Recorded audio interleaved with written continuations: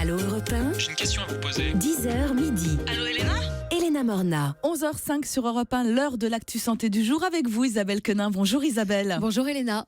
Alors on commence avec les édulcorants à consommer avec modération.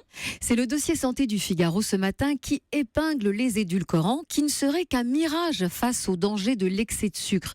Les médecins sont de plus en plus convaincus que remplacer les aliments sucrés par leur version light ne marche absolument pas, ni contre l'obésité, ni contre le diabète. Et si les édulcorants artificiels peuvent satisfaire notre goût du sucre sans apporter de calories, ils vont surtout déclencher dans notre organisme les mêmes mécanismes que le vrai sucre. Ils ont en plus le défaut de stimuler notre appétit et de perturber le microbiote intestinal. Bref, que des défauts.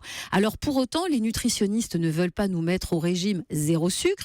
Ils préconisent la modération et surtout, ils nous recommandent de nous méfier des sucres cachés qu'on trouve en abondance dans les produits transformés. C'est un vrai problème le sucre. On parle véritablement d'addiction au sucre. C'est aussi addictif que certaines substances illicites, quasiment des drogues dures. Et le problème de cette addiction, c'est que derrière, on va consommer du sucre encore plus. Et ce sucre est très mauvais pour nos artères, pour nos articulations. On se caramélise. Donc il faut non pas zéro sucre, mais en tout cas, il faut vraiment lever le pied.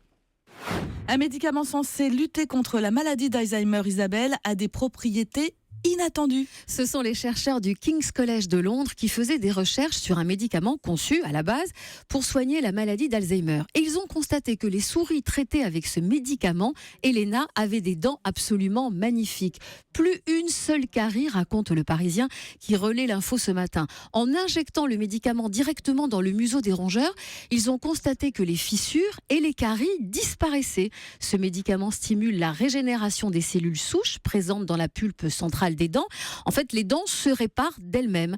Le tidéglucide, c'est le nom du médicament, pourrait donc être une alternative au plombage. Il devrait même être rapidement en vente puisqu'il a déjà été testé cliniquement dans le cadre donc de la recherche contre la maladie d'Alzheimer.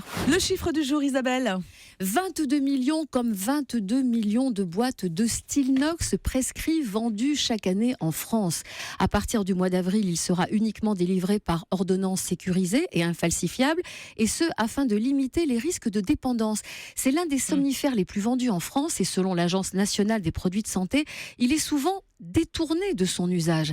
Certains patients consomment ce sédatif puissant à haute dose pour les sensations euphorisantes qu'il peut procurer. Alors le zolpidem, c'est le nom de la molécule, existe aussi en générique depuis 2004. Et on a complètement oublié qu'il y avait d'autres techniques pour s'endormir. C'est vrai qu'on est dans cette dépendance-là. On en parlait sur les antidépresseurs, tout ce qui est psychotrope, tout ce qui est médicament du bonheur. Mais ça n'existe pas, la pilule du bonheur. Il y a surtout d'autres techniques. Et donc l'objectif, c'est vraiment de s'éloigner de ces médicaments. Donc c'est plutôt une bonne mesure. Je vous remercie Isabelle. On vous retrouve tout à l'heure pour Ça va vous aider.